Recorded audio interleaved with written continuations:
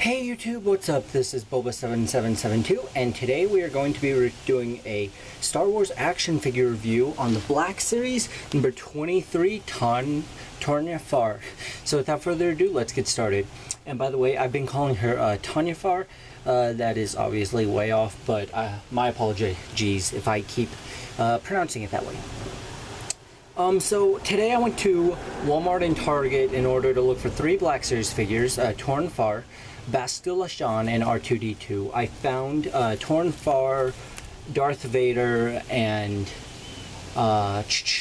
who's the other one? Wedge Antilles at my Target, and I found like Luminara and the Wookiee dude and Jabba Skiff-Guard and all those guys at Walmart. So I was glad to get her. Now let's take a look at the packaging. It's a little bit beat up, and that would be the store's fault. Unfortunately, it was the only one, but I'm going to be taking it out anyway, so it doesn't matter. But as you can see, there's a nice picture of Toryn Farr there. Star Wars The Black Series, number 23. All that infos. We have her little headset there. We've got the figure there. A blaster. And then there's a cool little black and white-ish sketch on the back. And then the description reads, "This Rebel Alliance Chief Communications Officer remains at her post until the final excavation from Hoth, relaying attack commands to Rebel forces." So yeah, she's a big deal. There are quite a few of these Hoth figures out. I do believe I have, not including the main cast like Han and Luke and all of them, I have 2 of them now, which is General McQuarrie and her. So yeah, I'm going to take her out and let's see what this, how awesome this figure is. So I'm just going to do this old school style like I used to and not edit until I have her out of package and just take her out here, because I mean the package was practically begging to come off and I was like, I gotta do it. Okay, so yeah, this figure looks pretty cool.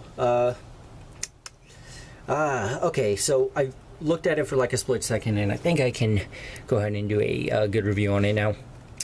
So this figure is, you know, it's alright. It's not the best quality in terms of Black Series / vintage collection quality, not quantity, quality, but she's still really cool.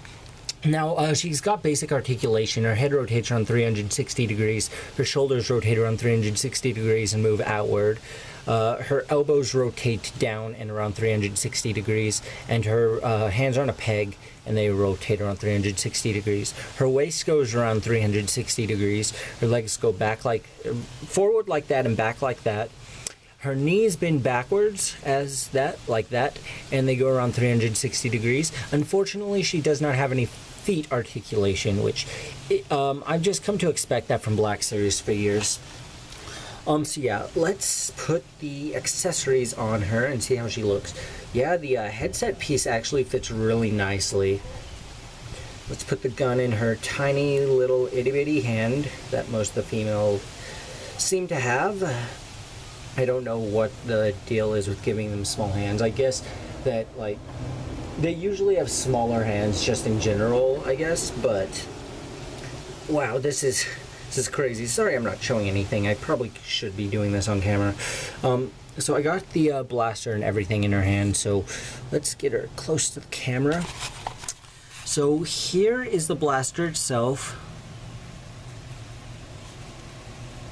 As you can see, it's just a solid black color, and it is very, very cool. You can see the sculpting that they put into it, and then just, you know, the little itty-bitty details, which I always appreciate those. I know I watch a lot of reviews where people are like, yeah, this is cool details, and you know, some of them you can tell that the people actually enjoy them, and then some people, it's like, are they just saying that? But yeah, you can see like this is sculpted really well and looks cool, and it is I'm pretty sure it's a unique sculpted gun. I haven't seen one like it before. The headset, once again, just solid black. Nothing too special how it's sculpted. I mean, they did put a bit of effort into it, but it's nothing too special looking. It's pretty much the same on each side. And it fits on her really well. Now, the last thing that comes on her is the jacket. You can take the jacket off, which I don't think I'll end up doing, but yeah. So this is a really cool figure. I do have a couple of complaints on it, though I've only seen it for like a few seconds. But what my complaints on this figure are is, first of all, the lack of ankle articulation. Usually Black Series figures are expected to come fully articulated. That'd be hands, or wrists, elbows, shoulders, neck, waist, legs, knees, and feet, or ankles. And unfortunately, this figure has absolutely no ankle articulation. Another thing that's kind of flawed is the hands on the figure are pretty small, which, you know, isn't too big of a deal, except for the gun. It's kind of awkward, I guess you can say, to get her to hold it. I think that it would have been a lot better if they had made the gun handle smaller, or if they had made her hands a bit bigger, which I would not have complained about. But all in all, she's a really cool figure, and she's good to have for the any Hoth display, I guess. I hope that we see some of these background characters again. I'm going to go ahead and set her up alongside some other characters like Ahsoka there. As you can see, Ahsoka's a little bit taller. I'll do a zoom in a second. Oops. She doesn't want to stand well because she doesn't have articulated ankles. So you can't really... you can't really adjust her ankle articulation in order for her to stand better, so it's just kind of awkward. So there she is next to prototype Boba Fett, Ahsoka. Here she is next to the Tusken Raider that came out in the Walmart pack last year.